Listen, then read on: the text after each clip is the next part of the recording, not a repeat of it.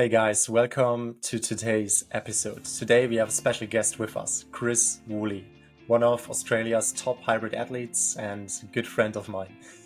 Chris has a remarkable background in endurance sports, from dominating obstacle course races like Spartan to excelling in hybrid racing. In this episode, we will dive into Chris' unique approach to training and his learnings over the last 20 years of training at a super high level. We also reflect on his journey as an elite athlete, the lessons he has learned along the way, and how he balances his career as a firefighter with his athletic career. Whether you're an inspiring athlete or just curious about elite performance, this conversation is packed with insights on training, mindset, and achieving peak fitness. So I hope you enjoy this episode. We had not the most stable connection today from Europe to Australia, so we decided to film this episode without video, but I hope you enjoy this episode anyway. So with that, I would say let's jump into it.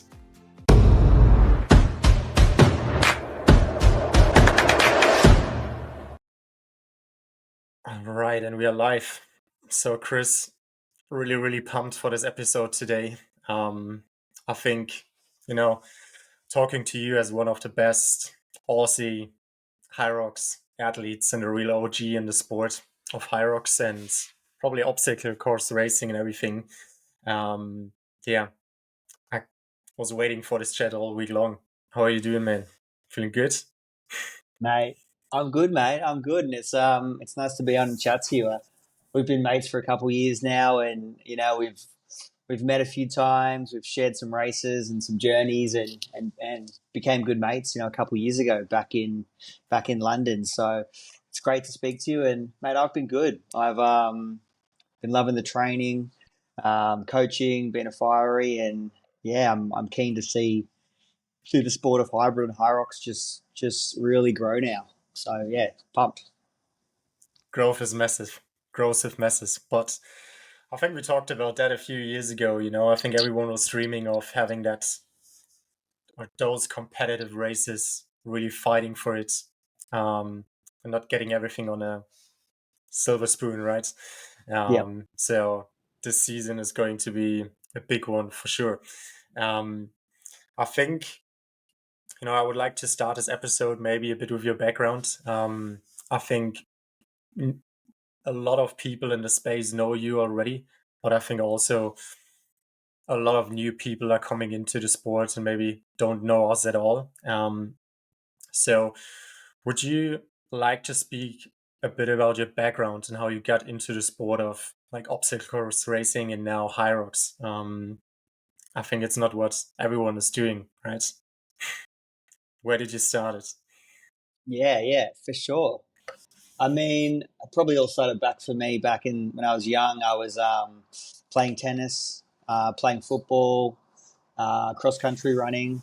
That kind of took me, from the age of 5 to 15, and I think kind of formed that aerobic development for me as a young kid. Probably hitting 10 to 15 hours a week there. Tennis, soccer, running, and just really Mhm. fell in love with endurance sports and really gravitated towards. I love those days of cross country, just finishing that, coming across that finish line, and I'd be 8 years old and projectile vomiting. It was a weird feeling back then, but I just remember it, and I was just drawn to that the endurance side of things, and I think I started training at a gym at about the age of 15 and put on about 10 kilos in one summer Mhm. and fell in love with, all things weight training, strength and conditioning. And I think from there on, I just started my journey and kind of the love of, physiology, energy systems, and strength training, and just kind of read every journal, read every book, listened to the podcast, had coaches, and just tried to learn a little bit each day. And I've kind of been doing that ever since, for the past, it's a good 22 years now. I'm 37. So I really love the process and the journey of training. I almost love the journey and the process more than the racing. The racing's just a fun little thing, cherry on top. I love experimenting, trying new things, obviously following, true tried and tested science Mhm. principles. but also then, playing with things and seeing what works and what doesn't. Because as you know, in the world of hybrid, there's not one way to skin a cat. There's so many different ways to train for hybrid at the Absolutely. moment, and it's exciting. So yeah, I kind of played soccer to the age of 25, 26, and just got over the injuries. I was just getting to that point where I'd do an ankle or a knee, and did a Spartan race. I think when I was 25, 26, and then Okay. fell into the world of kind of obstacle course racing, trail running, and stair climbing, firefighter stair climbs, and kind of made my way to that the Deca Fit and the Hyroxes. Nice man. Nice man. How does it work in Australia?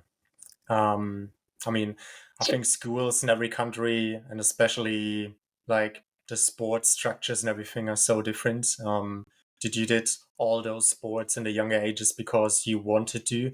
So did you went to that after school just because, yeah, you had a fire in you, or did you get like forced into it due to the school system, or how did it work and look Yeah, you like? can. I mean, it's pretty good over here. We've got at a young age, you can kind of like I fell in love with tennis at an early age, and tennis was what I wanted Mhm. to do from about the age of 7 to 15. It was I just wanted to be a professional tennis player. Like I think I played 6 days a week, trained 2 or 3 hours a day, and that was my like first love. And then I did football or soccer and cross country and athletics Mhm. as a secondary.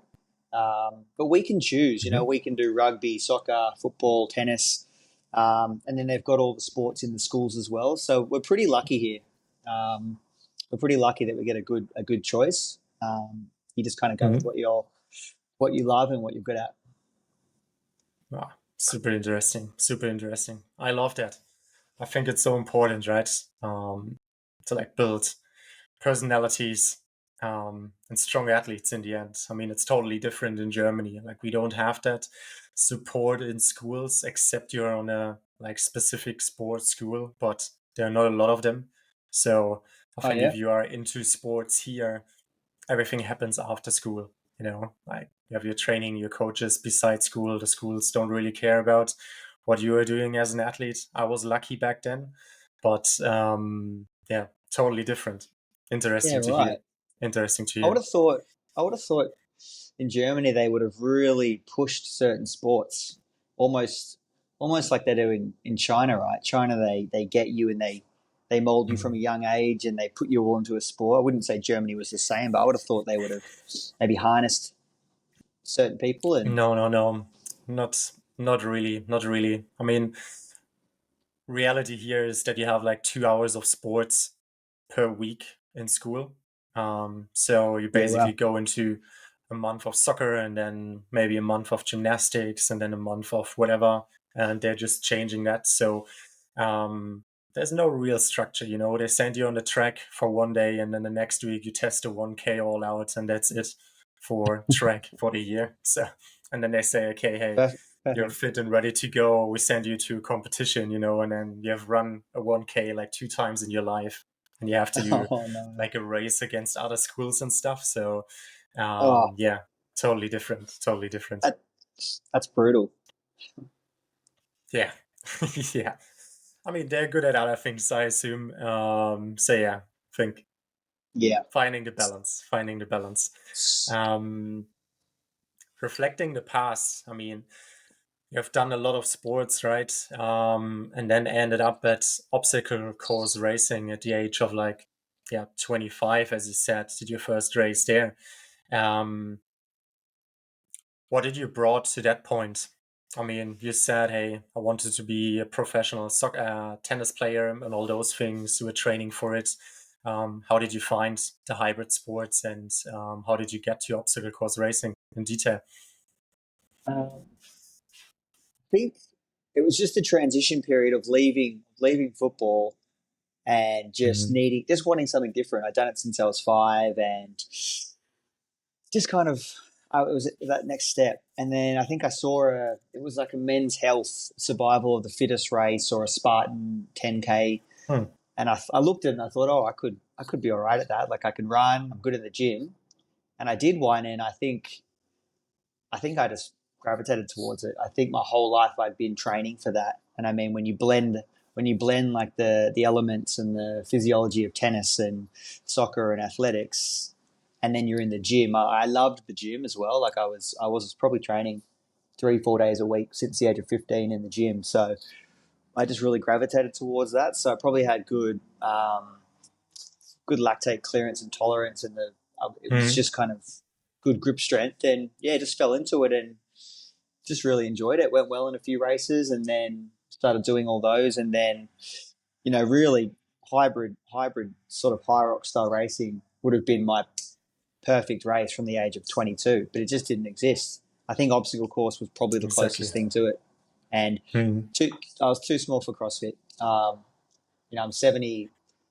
I'm almost too small for Hyrox, 74 kilos. So Okay. CrossFit wasn't going to do me any favors.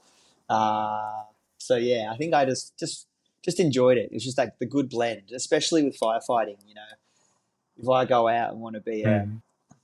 a 2K, a 3K steeplechase runner or a 5K runner, I've got to cut a lot of weight.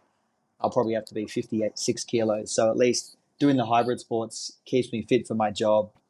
Being a firer, you want good aerobic capacity, but then you want, really good strength and endurance. So it kind of Mm. blended really well with my job and lifestyle.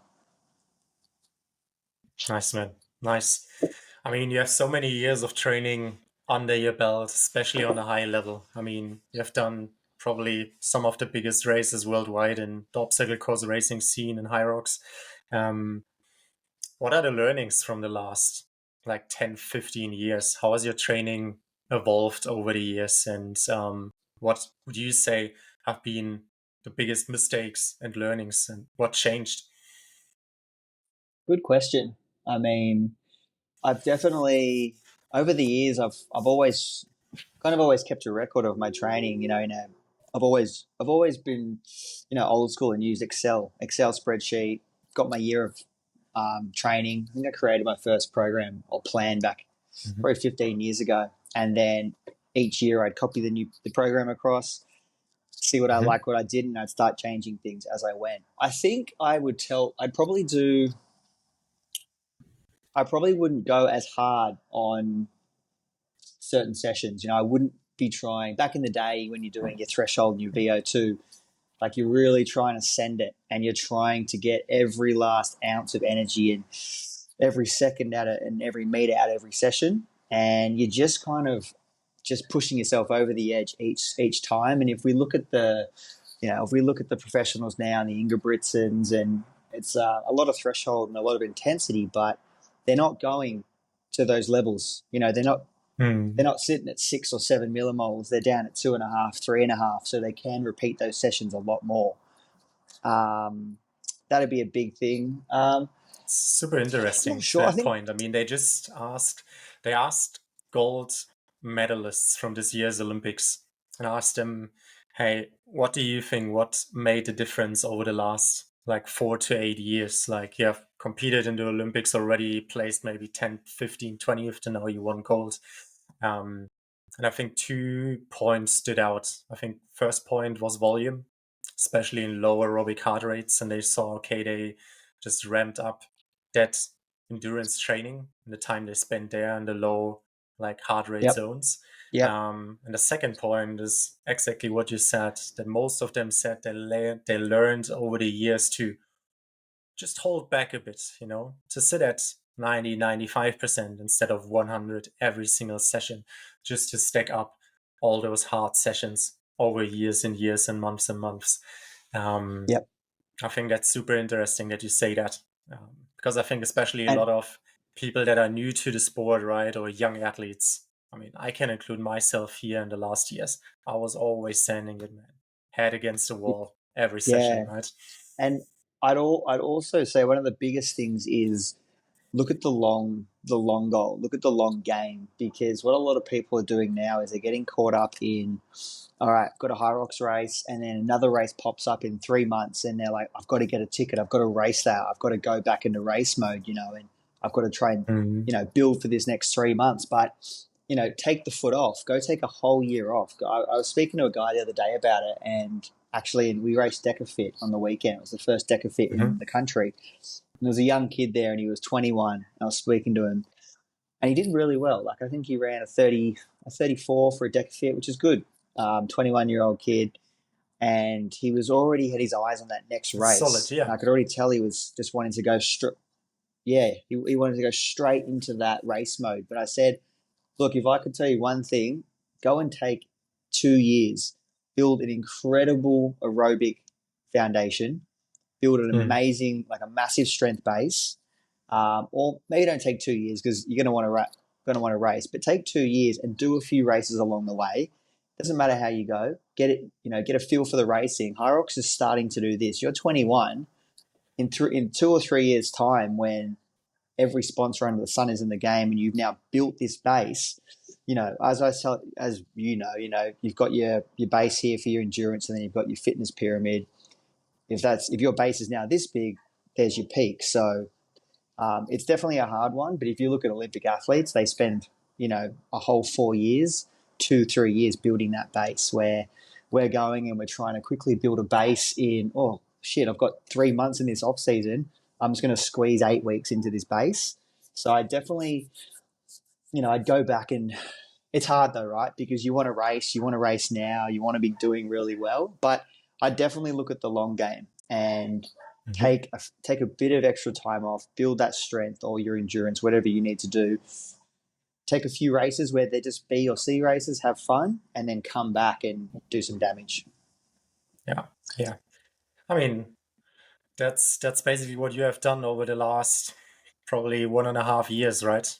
Yep, Just holding exactly. back a bit, stepping out of training or racing, at least not training but racing, Yep. and you came back.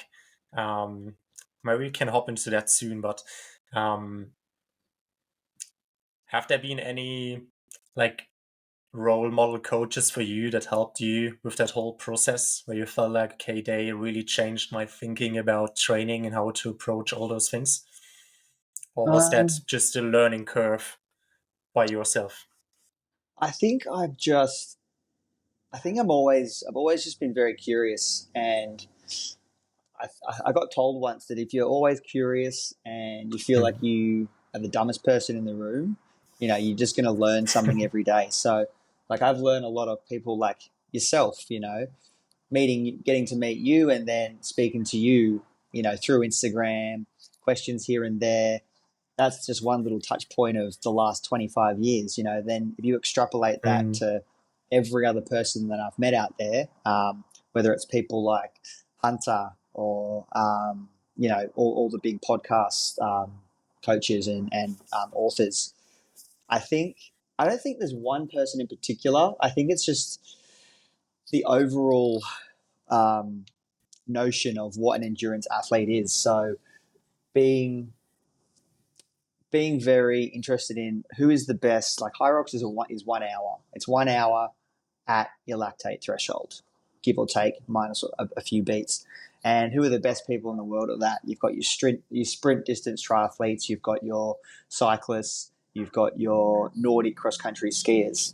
Um, these kind of athletes, and then you throw in the heavier strength emphasis. But if you look at these men and women and what they're doing and their training philosophies, they've all got a 2 to 5 hour zone two long aerobic piece in their off season, and it obviously probably becomes 2 or 3 hours in season. But they're all doing 20 to 40 hours, whether you're a Nordic skier, a triathlete, a cyclist. So you look at the best hybrid guys now and girls, and they're doing 20 to 25 hours. Are we going to see them doing 30 hours?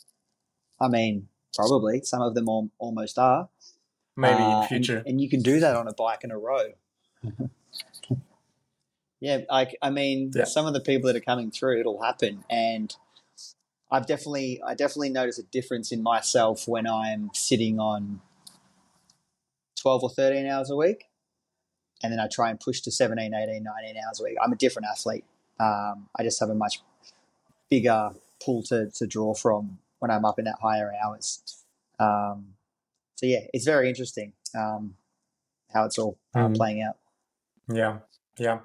I mean, not everyone has time, right, for like a 25 hour week, but I think everyone should look at those athletes and just go with a similar approach, right, in terms of how to split up their training week and what to Yep. focus on, Yep. and not doing all those Hyrox sessions back to back, focusing on like just the base fitness. And with base fitness, I don't mean focus on just zone two and that's it. It's not bringing you further, but I think the key principles is what we are speaking about, right? And then the volume obviously plays a big role, but I think the training structure can already change a lot for everyone out there, right? I think so as well. I think a lot of people are becoming smarter with it. I also think, I mean, there's a lot of hybrid coaches and programs coming out now, and I think there's a lot of good ones out there, but I think there's also probably a lot of, I mean, maybe underqualified or people that just don't have that knowledge base. But Mm. I think yeah, you just got to be careful at who you're choosing and going with. I think a lot of them are probably very very good, but it just depends what their background is and their understanding. Yeah, yeah.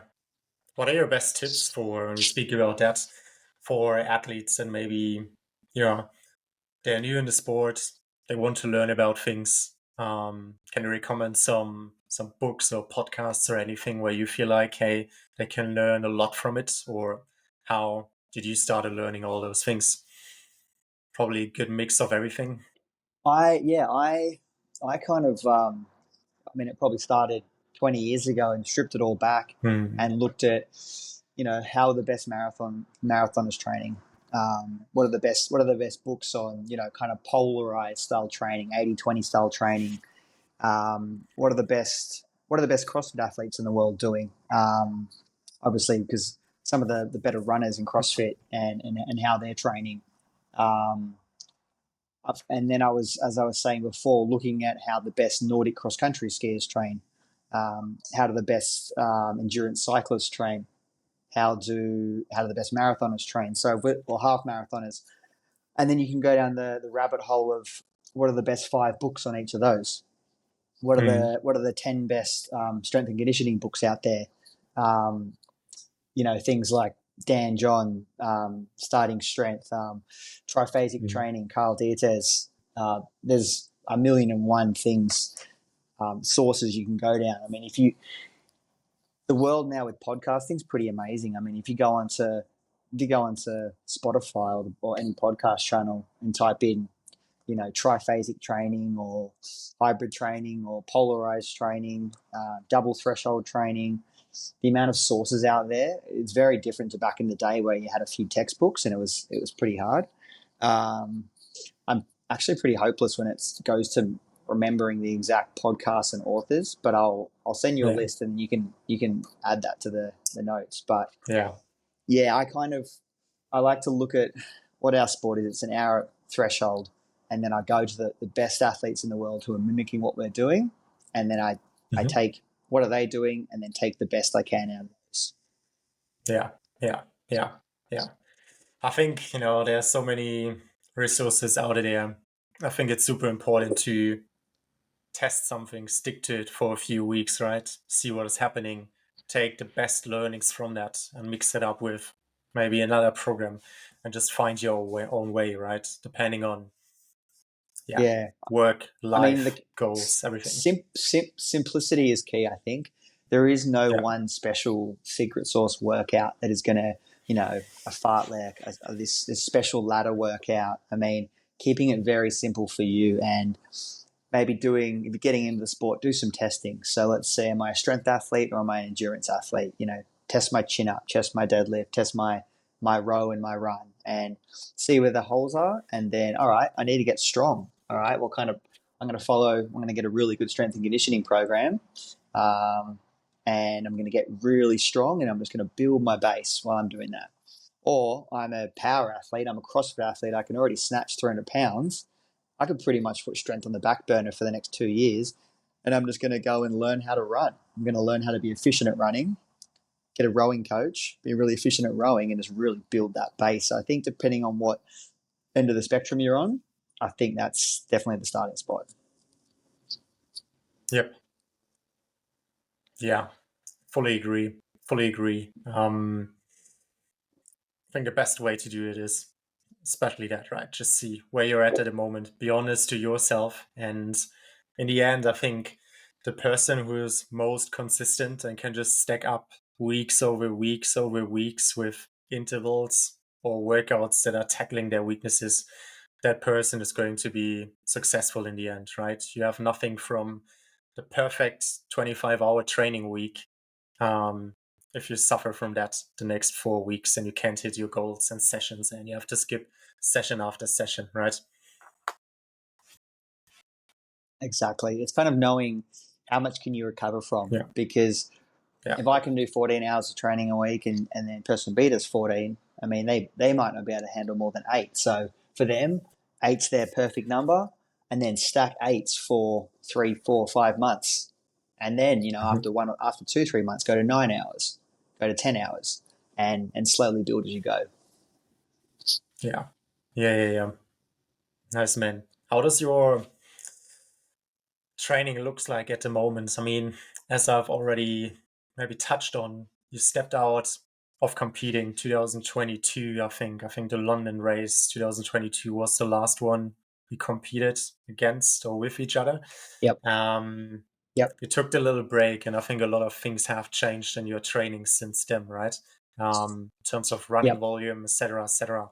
So, what did you did over the last 1.5 years, and why did you change your training approach? Like, what brought you to that point? I mean, I think I just tried to improve my running base and just become a better runner. I mean, it is a running sport. It's 50% running, and you do need to be a good runner. And I've always been like a low mileage runner, probably 35K a week, probably since I was a little kid. Mm-hmm. I think I was the days of tennis and cross country and soccer. I'm probably running 30Ks a week. That's what my body just knows to do. Um, and then I just wanted to try and increase my ceiling of running, um, Mm-hmm. and I I think I've done that now, and I think I had to do that because I think coming into Hyrox and running a 35 10K can only get you so far. If you want to get to that next level, you may need, especially as a smaller guy, you need to be down at that, I'd say, 33-minute sort of 10K Mm-hmm. mark. Maybe the bigger guys, I don't think they need that. Definitely no. So I increased the run volume, um, made like built upon the strength, and I just took some time away from it. I think I had, because I had been competing for so long. Um, whether it was obstacle course racing, whether it was soccer or tennis, I'd never really had a break from it all. So it was nice, and just to take the pressure off. So now coming back and kind of having that new running ability, but Mm-hmm. not kind of hitting where I wanted to hit, but I also didn't have to hit it in these first few races, if that makes sense. Yep. Um, and I think for me, what always really made me a very good runner was I like to do. Have you ever followed a uphill athlete? So Uphill athlete? uphill No, athlete, haven't actually, followed uphill it, athlete is but heard about it. Yeah. yeah, it's actually a that's actually a very good book, a resource, and I'm going to butcher his name. It's his Scott someone, and he was helping train Killian Jornet. So you'll know Mm-hmm. Killian, and it kind of really sparked my interest like 4 or 5 years ago. And they have all these uphill athlete workout progressions, and I used to do a lot of them, and it was basic things, plyometric lunges, plyometric squats, and then big progressions of box step ups, forward lunge, kettlebell swing workouts. And over the years, I tailored them whether I was training for Murph, whether I was, training for a Deca or a Hyrox or a Spartan race.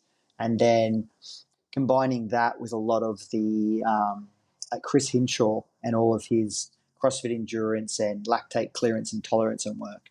So just the Yep. simple idea of 5 minute EMOM, 15-second heavy goblet squat, 45-second clear it with air squats.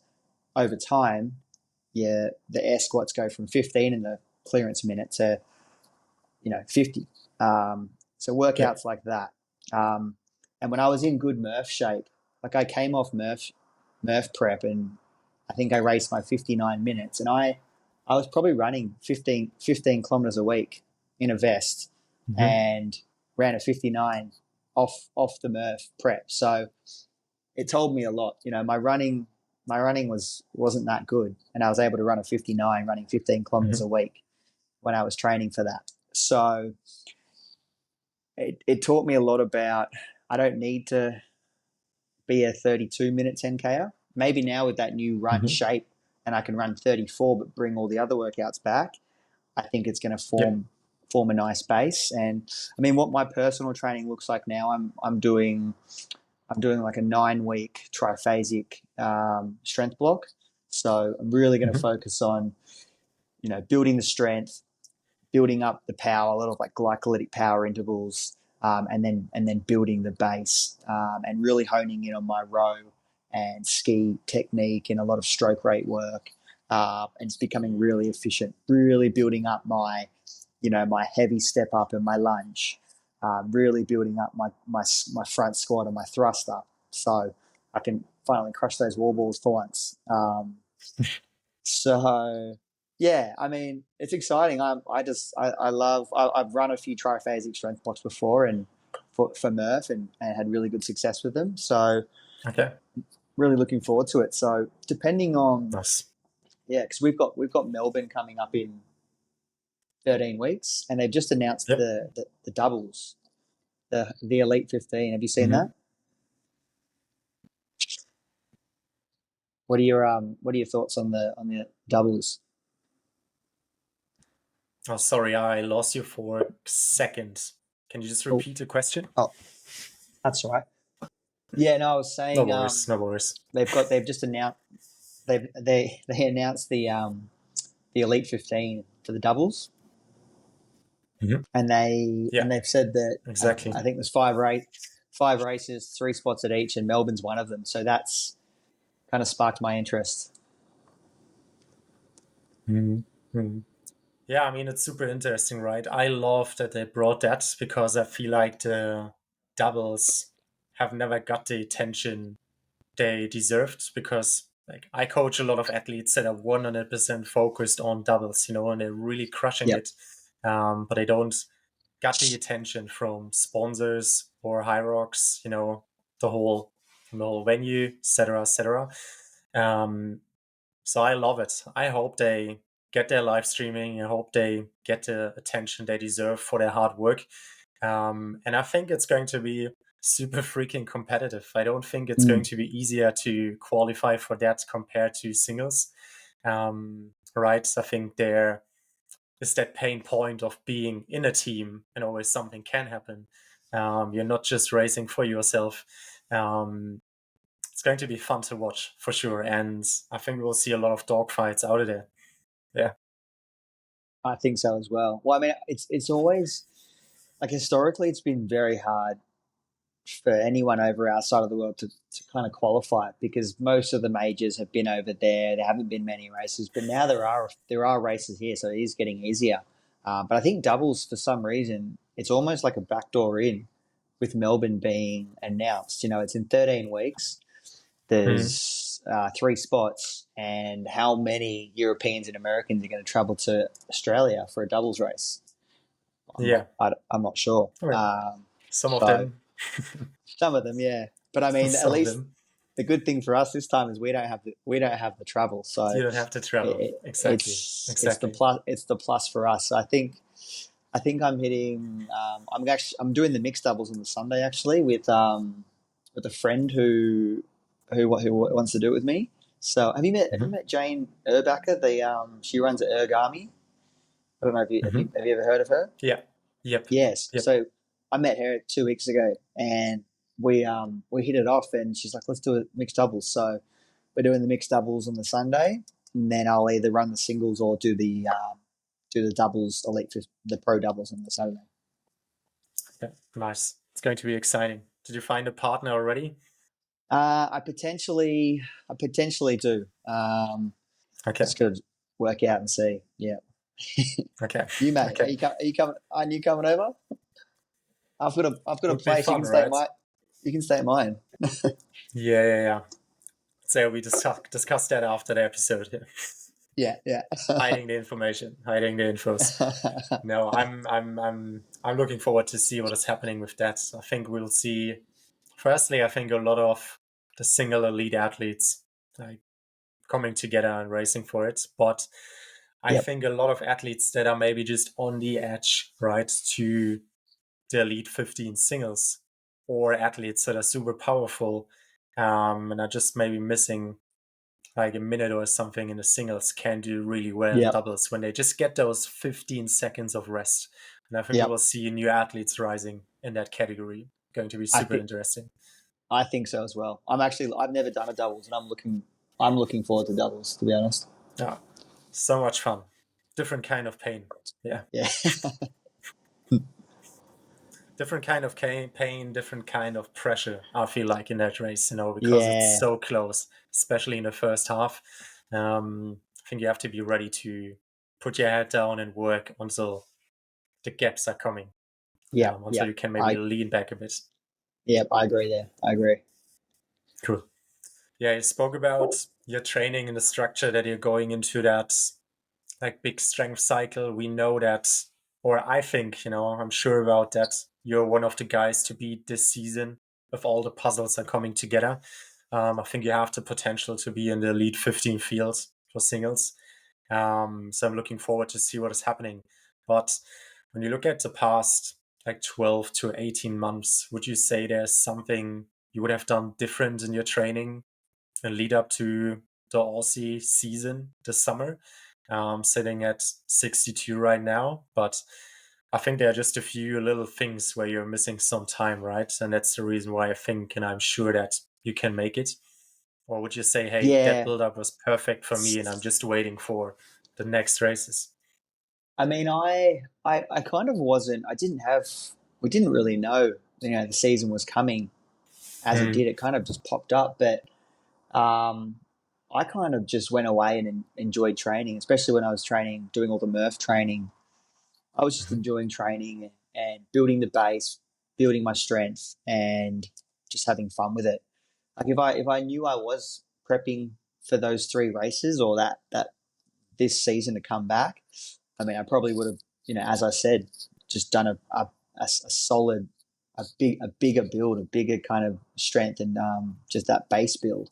But at the same time, I'm hitting strength numbers I've never hit. Like Mhm. my aerobic threshold is lower than it's ever been. Like my 60 minutes at zone three, or for me, it's about 82% of lab tested. So my ability to run for an hour is just through the roof. I just feel like, yeah, as you said, I'm missing a few of things that haven't come in yet. So I don't think I'd change too much. And I think you can't stress too much over the program. And would you do this? Would you do that? I mean, Mm. I think I just need a bit more strength and a bit more power. But that's going to come. I didn't Yeah. expect to be there at that in these races, and that looking back at them, it was a hard time gap. We had I had raced the first one, had 4 weeks, raced the second one, then had 3 weeks and raced the third one. So I've never had a time domain like that. So I'd hit the first race. I think I'd had a few days recovery, and then I only had about 11-day block to train, and then I tapered again. So Mhm. I didn't properly recover from the first race. Second race happened, and then it was 3 weeks. So I had, I think, 2 or 3 days off, an 8-day block, and then another taper. So I feel like I almost was just a bit burnt out, and I just didn't gauge Okay. that properly. So if I went back into that, I think a 4 week turnaround. I'd rather have a week turnaround, to be honest, just like I did back in that 2022 season where we had like London, LA, and Vegas. I think I had three races in 2 weeks, and it was one each weekend. Mhm. I remember that, and I was jet lagged, and I felt better in those races than this one. I don't know. I don't know what your thoughts on that. Like a 4 or 3 week turnaround. Do you think that's enough for this kind of effort on the body, especially when you're going straight back into hard training? Or Hmm. I mean, it's super hard, right? I feel like it's a bit up to what you are used to. When I think about back my cycling days, right? We had like 70 races a year, and those yeah, 70 races happened in a 8-month period, maybe, or 7-month period. So we raced like twice, 3 times a week, and trained in between. And that was something we have been used to. I mean, cycling obviously is not as hard on the body as a Hyrox race. I think you can get used to racing Hyrox more frequently. But as I said, I think it's super hard to get in another big training block in between, right? Especially when you have to recover. I think I personally need after a pro race probably like 3 to 4 days until I feel like myself again, and I can yep, really hit the gym with yep, just the intensity I need. Um, so I usually tell my athletes, hey, we either want to have 2 races with like 14 days in between, racing one Saturday and then the Saturday 14 days later, or I want you to plan 2 races with like a 5-week period in between so that we can recover, train for 4 weeks, and then hit the next one after a little taper. So I yep, think it can be hard to go back to another race, when you have just 2 or 3 weeks in between. You don't get in a big training stimulus. Aerobic adaptations need like 14 to 20 days to mm, happen. You can hit some VO2 max adaptations, right, in a short time period. But it can be rough to get in those intensities over and over again after a race in between 2 races. So I'm a big yep, fan of like spreading it out a bit. Not saying that I always do that. I've raced a lot, just back to back, got sick and stuff in between. So it never worked for me. So I try personally to just plan like 5 weeks in between 2 races yep. to make sure, okay, I can progress from race to race. Um, I agree but with yeah, I that. think everyone is different, and I think for everyone, or everyone has to make the decision, right? Do you really want that progress and do a race 4 times and want to hit the elite or age group qualification and those things? And does world championships count for me? Or is it all about like the community, traveling, going to those races, seeing your mates, having a beer, having fun, and just create Yeah, great memories? So I think you have to decide what is important for you, and that's something I speak a lot about with our athletes. That I think a lot of people feel the pressure due to social media and forcing themselves into like racing back to back and back, and then they're just unhappy because they don't hit their times because they're missing mm, on training.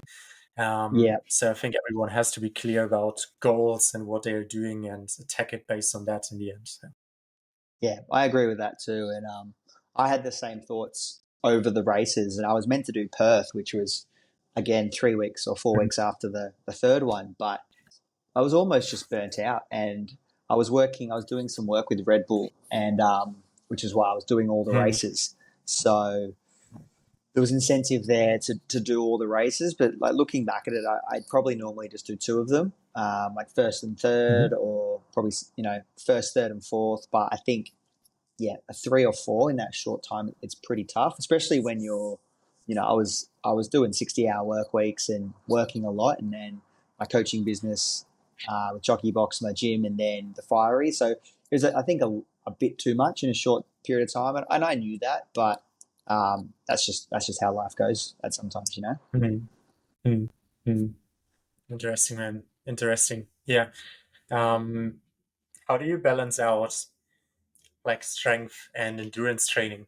I mean, you say, okay, I'm up in those 15, 20-hour training weeks, maybe. I think a lot of people speak about that, but how do you balance that? Do you change that from training block to training block, or do you stick to a certain amount of endurance training all the time? Yes. So, I mean, I'm not up near that 20. I've always sat around that kind of 13-hour, probably 12, 13-hour Mm, training. Um, I have pushed up in times higher, but for me, just mhm, with my workload, it just doesn't work. You know, you can only, if I had no job, definitely I'd push up to 20, 25 hours. But for me, you know, 12 to 13 hours is sort of that sweet spot where I can train really hard, really Okay. well and recover. Um, my strength, so I'm doing more of a, like an off season triphasic strength build now. So that's going to be 4 strength days a week. And then the endurance will obviously Mhm. take a bit of a back seat. I'll reduce it a bit. I'm not going out and hitting, you know, race style sims. I'm not hitting lots of lactate threshold work.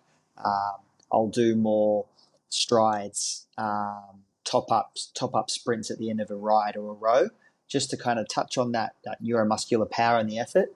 But I'm not trying to, you know, do my VO2, do my threshold. I'll do like a threshold top up once a week, but it's not the focus. So yeah, I'll be doing more like 4 strength sessions where they're targeted triphasic. So 3 weeks of eccentric work, 3 weeks of isometric, 3 weeks of concentric or French contrast. Um, and then at the end of that 9 weeks, I'll go back into more of like a conjugate style approach. So kind of year round, I'll do like a West Side barbell conjugate style training. Um, Mhm. if I want to, if the focus is a little more, if I'm feeling like I want to put on a bit of size and strength, I'll have 3 strength days. Otherwise, it might come back to 2 strength days when I'm closer to a race, and then I'm adding in more threshold, more double threshold, more VO2. So Hmm. I've kind of always keep the elements in year round. It just skews on how much of each is in there. So Hmm. when it's more of a strength and power, a little bit of hypertrophy now, yeah, the endurance will take a bit of a back seat, and I might bike a bit more because I don't need to be trying to go and run big miles when I'm trying to squat or deadlift 3 times a week.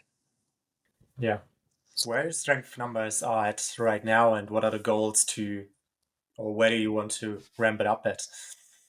So Do you have for some me, numbers? yeah, so for me, my what am I? So I'm 70, probably 73, 74 kilos. My deadlift is about 175, 180. And I kind of want to get back to about that, probably 190 sort of kilos. Um, I'll bring back my pull up. It's about 50 kilos now, weighted pull up. Bring that up Mhm. about maybe 55, 60. I do a lot of box squatting, Mhm. but I'm going to bring in some, try and build up my hang Okay. power clean and my front squat in this cycle. Like my front box squat's probably 150, 160 to parallel. Um, and then, Mhm. yeah, I'm not gonna try and, you know, reinvent the world, but I'm gonna try and just put on 5 or 10 kilos in this next kind Okay. of cycle. Maybe 5 kilos on the lifts and just become more powerful as well. So I want to build that power up, and each week I'll be doing some testing on the ergs and seeing what kind of max wattage I can hit on my row and my ski in like a 7 second effort, and then assessing whether these lifts and how much, you know, the triphasic work is able to bring up that max ceiling of how much power I can pull on the ergs and the echo bike, and then turn that into endurance after. Okay. Are you okay with a strength loss when you're going back into in season, or how do you approach that? Do you try to hold the strength here, build it up, or no? We know Yeah, that I I think most just like really. Oh, sorry. Just go on. no, you go. There you go. You go. No, no. I think that just came to that point because I think a lot of like strength programs or like well-known strength coaches out there approach it in a way where they say, okay, we build up that strength like for football players or something like that, and we are okay with a loss of like 10 to 15% in season, and then off season we try to hit the number 1 year ago, Yep. or improve that. But what are your thoughts on that? Yeah, I mean, it's pretty much spot on, especially in this sport. Yeah. Build your strength, and then you're only trying to almost maintain, or it's going to drop off a bit. I mean, especially when you're pushing up to, you know, if you're hitting 2 or 3, if you've gone from 4 strength sessions to 2 or 3, and your endurance has gone from 8 hours to 15, um, it's going to happen. Um, but at the same time, that's just the nature of the game. You know, you Yeah. almost maintain, lose a touch, and then, as you said, build back in the off season. Yeah. Yeah. Yeah. Yeah, super interesting, man. Thanks for sharing that. What are what are the goals? Sorry, what are the learnings in terms of like injury prevention and recovery? I mean, I think you have learned a lot about that probably over the last years. You're not old, don't get me wrong, but you're not the youngest athlete anymore. Did you Yeah, change something in terms of that? it was funny. I posted something the other day and I had my age, and someone was like, "Are you 37?" I was like, "Yeah, I think I am." But it's weird. I still feel 18, at heart. Um, Yeah. I think the biggest takeaways over the years are that like mental and emotional stress are so much more damaging than what you can physically do to your body. I mean, I've had a lot of my bigger injuries in my life, like a torn meniscus and like rotator cuff, and they happened at the same time as when relationships have fallen down, breakups and Mhm. certain things. So I think being mindful of what's going on inside and that mental and emotional stress and how damaging that Mhm. is. um, and then I think I think you've just got to try and, as hard as it is in this world now, live a stress less, stress free life. Kind of that stoic sort of mentality. Don't worry what anyone else is doing. No one cares what you're Mhm. doing. Like, people want you to succeed, but no one cares if you win or you lose, or as long as you're having fun. So not caring so much what other people think about you on a daily basis. Mhm. Care what your mum thinks and your partner and your brother and your sister, but everyone else, like, it, take that stress away. So if you can reduce that stress and then not worry if you're going to miss a workout. Like, I tell a lot of my athletes that, if you come to a day and you're just not feeling it and you need a rest day, take that rest day. Take 2 rest days, take 3. Like, you're going to lose nothing. As you were saying, it can take 20 days to start losing aerobic fitness gains. So what's one day going to do? Yeah, if you take a week off, you're going to lose your sprint speed, but it doesn't really matter that much in the hybrid sport. So definitely allowing yourself to take the pressure off having to hit every single workout, because it's long-term consistency, as you know. If you and I think back in the past, I probably was guilty of that. If I didn't hit this workout Mhm. now, then next week, how am I going to progress it? But you don't have to progress it. You just have to do the same with a fraction better. So taking the pressure off having to hit every single workout, and I'll have. Then you can go the other way of just every workout cutting it in half. But I think Mhm. if you put the effort in most of the workouts and knowing that you're probably going to have a bad workout every 3 or 4 workouts, just resign to that and take the day and go have a sauna, go for a walk, come back the next day and crush it. Mhm. I'm not sure if I answered your question there. Yeah, love that, man. Love that. Love that. Yeah, absolutely. Absolutely. I mean, I think that's how athletes should think, like when it comes down to recovery and like staying healthy long term, right? As you said, I think not a single session is changing anything.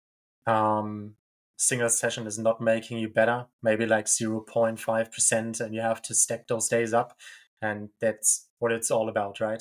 I personally always say, hey, I always plan my week ahead, but the week never happens as planned. I always have to readjust something, switch some days because I'm not feeling it, or just because life happens and there are other things, right? You have some work to do, or a friend, a family member needs you, and um, I think your training should never be top priority when your life is stressful at the moment. I think you firstly have to sort those things out, be in touch with yourself in your life, and then I think you will get the best training progress overall. Um, but yeah, I think everything else is just going to hold you back. So, as you said, that stoic approach of living a balanced life is nice for sure. There's some weeks where we have to grind through it, but finding a balance long term, I think, is super, super important. Yeah. Yeah. Looking at the upcoming months, I mean, the season obviously just started. You know, you have the potential to be in that elite 15 race, no matter if it is singles or doubles. But I'm pretty sure it's not going to be your last season. What are the short-term and long-term goals from here? What are you aiming for this season? What are you aiming for the next two or three? So I think with me, I mean, there's a lot of people out there. They want that elite 15, and I think for me, that's definitely the Mm. goal. Um, and I believe I can get there. I mean, if whether I will or not, I'd love to, and it'd be icing on the cake. But if I don't, hey, I'll have fun along the way. But I think for me, what I've thought this year is my way in will be the last chance qualifier. So if I want to get in, Mhm. um, it'll be a really good build from now until April. And I'll just come and stay at your house for a month, um, and Yep, then let's get in some good training. hit hit a last chance qualifier. And if my body is in the right shape and the fitness is there and I'm hitting the workouts, I'll definitely make the trip over for it. I'd love to, Mhm. and then just keep trusting the process and building, and seeing what happens. But yeah, there's a lot of exciting stuff that's going to be coming up. Yeah, for sure, for sure. Yeah, I mean, I think it's super hard to qualify for the majors right now, right? When you are just started into the season without times from the past 365 days and you haven't raced a lot. So I think it can be a good approach to focus on the LCQ, just to get in another big training block, right? Be Yep. sharp for it. I think it's important to race in between, but again, I think then a point we spoke about comes up again, not caring about what people thinking. Just get in your races, gain race toughness, right? Test Yep. things, see how things working for you with those races. Um, I think in the end, it just counts who's at the start line at the World Championships, Yep. You're right. for athletes at your level. So yeah, I'm looking forward to see what is going to happen with you over the next months. More than welcome to come over, train hard, Yeah, and then I'd hopefully love hit a to, good mate. I'd love race. to. Yeah, I'm yeah, looking forward to yeah. seeing you race as well. Let's see what is happening. Let's see what is happening. I think it's going to be an exciting season for both of us. Yeah, Have at least a fun you one. have you hit any like benchmark workouts or any testing sessions lately that you've been happy with? Sorry, can you repeat the question? If I have done some Oh, benchmark sorry. workouts or Have you done any benchmark workouts or any testing lately that you've been happy with or um, seen good progression on? I mean, in terms of running and strength, yes. In terms of like a hybrid workout, no. I mean, I think I competed a bit last season, but I just had a good 4 week build up to Rimini, which Yep. was a pretty rough race in terms of like Yep. heat and Yep. times. I mean, Italy is known for that, but I had a Yep. pretty good race there. I think the best one I had so far over the last 2 or 3 years, even if the time is not mirroring it. Um, Went to Asia for our competition. We've run there, right? But as organizer, not as athlete, came back and Yep. then started training seriously. Went into a good run and strength block. So I said, okay, the running is always, or have been always my weakness. So worked a lot on that. Um, Cut it down my 5K time to 16:41 in the tests like 4 weeks ago. So I was Nice. happy with that. For sure, not the fastest time in the field, but I think it's comparable to a lot of the elite 15 athletes again. I think strength has always been my strength in the ends and the stations, Yep. but also Yep. PR'd my strength numbers while elevating the running game. So just about Nice. to start a bit of in-season training, hitting short little workouts, going to do pro races in November, December, pro doubles.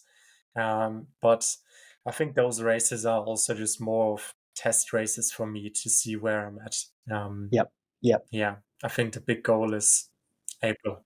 I think the big focus is April in terms of training. I need to raise Nice. more. Haven't raised a lot in the last 2 years like you did. So yeah, let's see what is happening. But yeah, happy with how everything is going. Just enjoying the process, feeling like an athlete again, Yeah. Yeah. So yeah, happy with that. Awesome, mate. Can't wait to see it. Yeah, cool.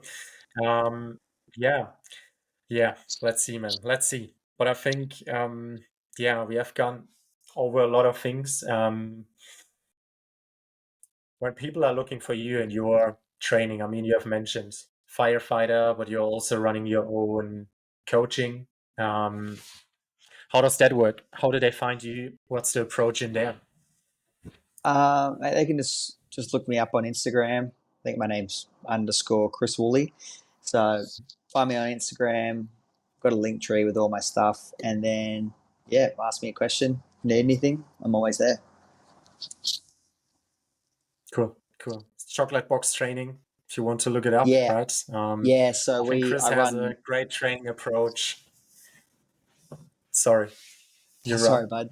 It was the jet. It was the jet. It was the lag. You go. Yeah. No, no, no. Go on, go on, go on. No, I was just saying, yeah, Instagram. I work through the gym chocolate box, and then Mhm. yeah, we've got an online training program through there. Yep, jump on free trial anytime you need, and happy to help where I can. Cool, man. Cool. All right. Yeah, with that, I would say, Chris, thanks for your time. I think people can take a lot from this episode. Looking forward to hop maybe into another one when we get in some more racing and to see how training went and stuff. Um, anything else we forgot? Anything else you would like to say? I think it's good. I think you covered it, mate. You're a good host. Thanks for having me. Thank you, man. Thank you. So thanks for your time. Yeah, we'll put chocolate box training, your Instagram into the show notes so people you find that there. Yeah, and I would say, Chris, thanks for your time. Looking forward to see what is happening. Good luck with the training build up. Keep me posted about everything, and yeah, looking forward to hear from you and everyone else. I think we see us hopefully in the next episode. Likewise. Thanks, brother. Cheers. Bye bye, mate.